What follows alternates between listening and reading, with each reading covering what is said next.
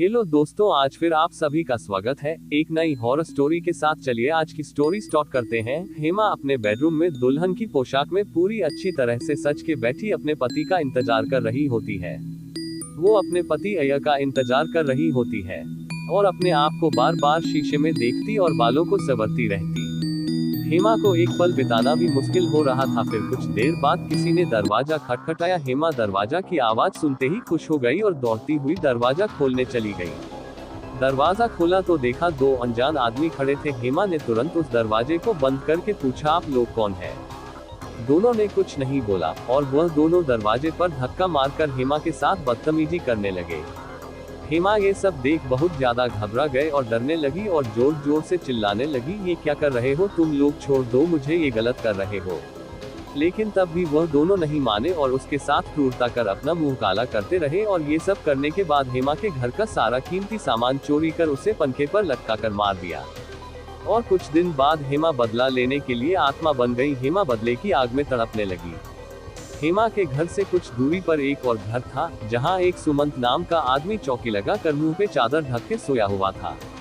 तभी हेमा उसके घर पे जाती है और देखती है कि वो आदमी चौकी पे सोया हुआ है। कुछ देर बाद सुमंत को किसी के पायल की आवाज सुनाई पड़ती है।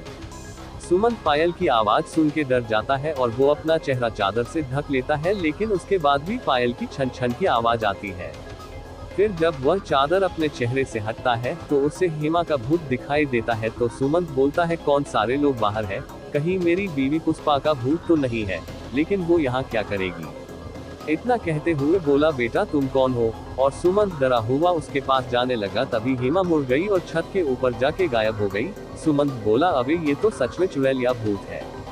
वो बहुत ज्यादा डर गया और तुरंत वो हनुमान चालीसा का पाठ करने लगा और उसका डर भी खत्म हो गया। अगले दिन वो ऊपर ना सो के नीचे रूम में सो गया, लेकिन इसके सोने के कुछ घंटे बाद फिर से वही सब होने लगा।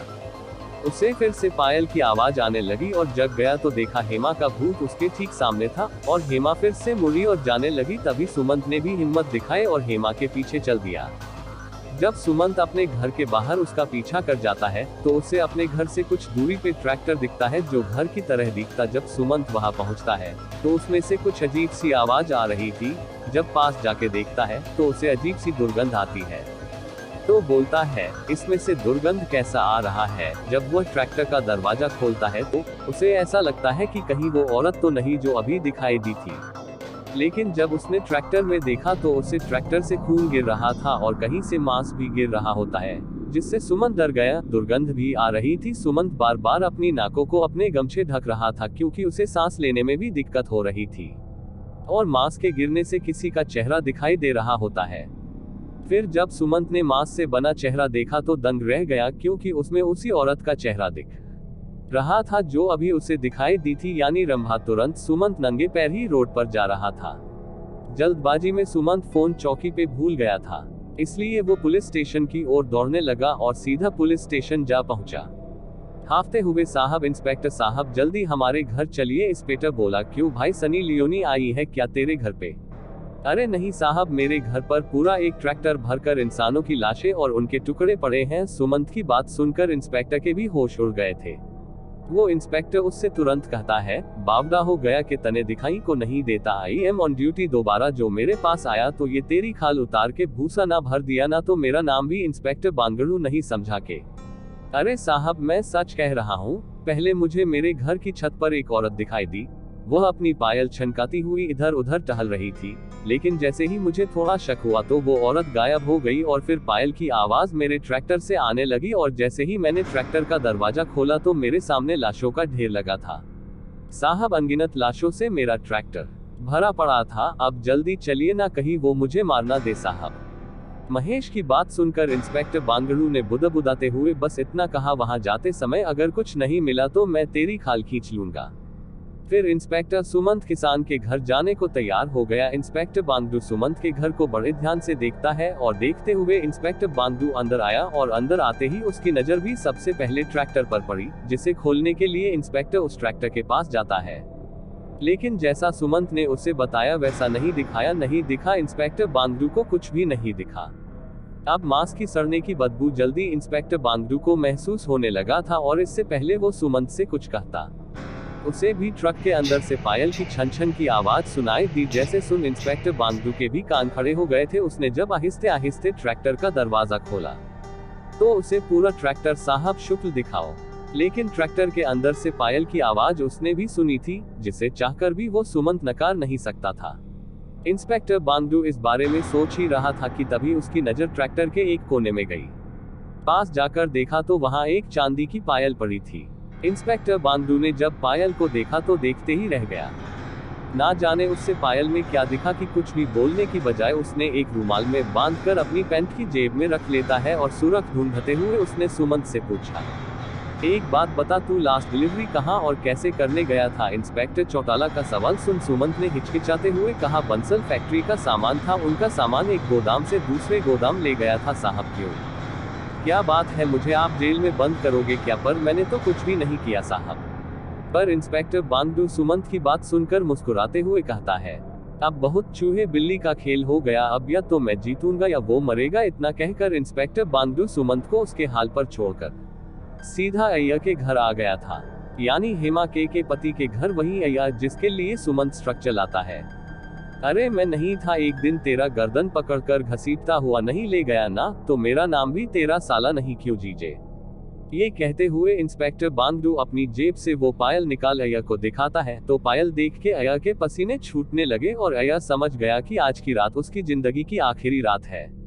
वो डर कर भागने ही वाला था कि तभी अय्या भागने के लिए छलांग लगाया। तभी इंस्पेक्टर बांगडू ने उसे पकड़ लिया और उसके ऊपर बैठ के इंस्पेक्टर बांगडू ने उसके चेहरे पे ले दनादन मार मार के उसका चेहरा सूजा दिया और अपनी रिवॉल्वर निकाल के उसके सिर पर रख कर कहा, अरे तने के लगा, हमारी बहन के साथ तूने जो किया उसके लिए माफ कर दूंगा, कोई भी माफ कर दे। मैं बहक गया था इसमें, कोर्ट में अपने सारे गुनाह कबूल करने के लिए तैयार हूँ, बस मुझे मार मत, मैं तेरा जीजा हूँ। अय्या की बात सुनकर इंस्पेक्टर बांगडू ने से इतनी जोर से थप्पड़ मारा जिनसे अय्या के दांत टूटकर मुंह से बाहर आ गिरे। अरे अय्या, अगर मैं तन्ना नहीं मरूंगा, तन्ना तो वही मारेगी जिसको तूने मरवाया था, मेरी दीदी हेमा मारेगी तन्ने। हेमा दीदी, इसके शरीर में घुस जाओ। इंस्पेक्टर के इतना बोलते ही अय्या का शरीर कांपने लगा था, मानो जैसे उसके शरीर पर किसी ने कब्जा कर लिया हो। अय्या रोता हुआ अपने ही शरीर को नोचने लगा और मांस काटकर खाने लगा और दीवार में अपना सिर तो कभी आईने के सामने खड़ा होकर अपने ही जिस्म को देखता और अपने मुंह पर अपना किया जो उसने हेमा के साथ करवाया था बोलता, फिर रोते हुए कहता, मुझे माफ कर दो, उन दोनों गुंडों को मैंने ही भेजा था, पर मैंने उन्हें बस घर लूटने और तुम्हें जान से मारने के लिए कहा था, तुम्हारी इज्जत लूटने के लिए नहीं, और तुम उन दोनों गुंडों को तो पहले ही मार चुकी हो। मुझे छोड़ दो, मैं तुमसे माफी मांगता हूँ, मुझे माफ कर दे। अय्या जोर जोर से रोता चिल्लाता कहा था, अपने गुनाहों की माफी मांग रहा था, पर हेमा उसको इतनी आसानी की मौत नहीं देना चाहती थी, इसलिए अय्या के अंदर की आत्मा ने अपने भाई इंस्पेक्टर बांगडू को जाने का इशारा किया। फिर रसोई से गैस सिलेंडर निकालकर उस पर उसे बैठाकर सिलेंडर चालू कर दिया ताकि गैस पूरे घर में फैल जाए। या फिर कुछ बोला, मुझे माफ कर दो हेमा, मैं मानता हूँ मेरे से गलती हो गई, कृपा करके माफ कर दो हमें। लेकिन हेमा ने उसकी एक भी नहीं सुनी। अय्या ने अपने होंठों के बीच सिगरेट फंसा ली और जेब से लाइटर निकाल उस सिगरेट के पास ले आया। अय्या के हाथ पैर बुरी तरह कांप रहे थे, वो अपनी पूरी जान से लाइटर को दूर करना चाहता था, पर उसके अंदर की हेमा ने उसे ऐसा करने नहीं दिया। अय्या ने खुद लाइटर पर उंगली रखी, तब उसे अपने सामने की हेमा की आत्मा दिखाई दी जो प्यार से उसे कह रही थी, डरो नहीं, ये तो बस तुम्हारे दर्द की शुरुआत भर है, बाकी का हिसाब तो मेरी दुनिया में होगा, और इतने अच्छे से खातिरदारी करूंगी जैसे उन दोनों के साथ किया। तुम तो मेरे पति हो, तो तुम्हारी तो और भी अच्छे से करूंगी, तड़पाऊंगी, फिर अच्छे से हिसाब लूंगी मेरी जान। मेरी दुनिया में अब चलने के लिए तैयार हो जाओ। हेमा के इतना कहते ही अय्या जिस सिलेंडर पे बैठा था इतने में उसके हाथ के लाइटर को दबवा देती है और पलक झपकते ही अय्या के साथ साथ उसका पूरा घर भी गैस ब्लास्ट में हो गया। लेकिन अय्या के दर्द से चीखने की आवाज आज अभी उसके घर के मलबे से आती है, शायद से हेमा ने अपना कहा सच कर दिखाया है।